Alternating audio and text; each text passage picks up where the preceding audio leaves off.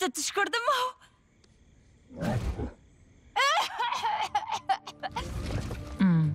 Қызық екен.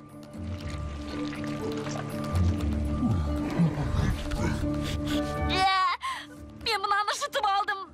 Енді аз сөйлейтін боласың. Қыздар, тездетейік. Кеттік. Тыңда, жануарлар ауа райын басқара алмайды. Ол кәдімгі жануарлар. Оның үстіне, мына мүйізі мен қанаттары бар құбыжық, ондай алып жануар ұша алмайды. Яғни өзі ұша алмайды.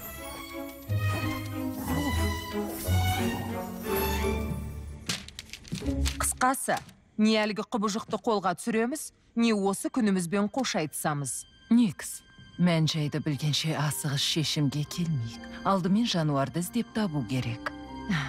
Иә, Клэриан патшайым.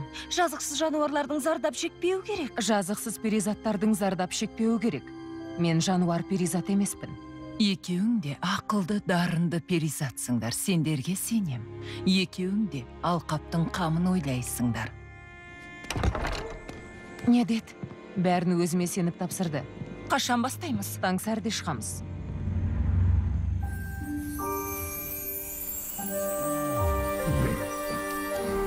Не болды?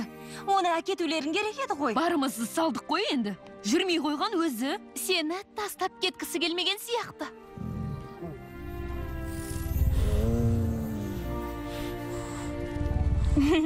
Мен де сені сағындым, граф. Кедергі жасасам кешіріңдер. Фауна, сен өзіңнің ойыңнан айнып қалғаның не? Никс алдымды ұрап кетті. Содан? Содан...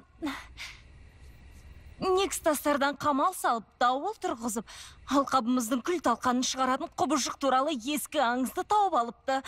Қысқасы, графты құбыжық екен деп жүр.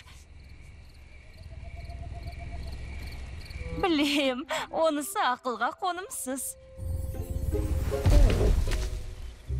Мен таңертең ерте тұратын ем.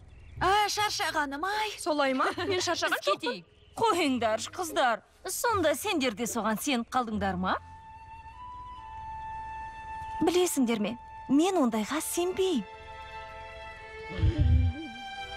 Қалай болғанда да, графтың өзіне қауіп төніп тұр.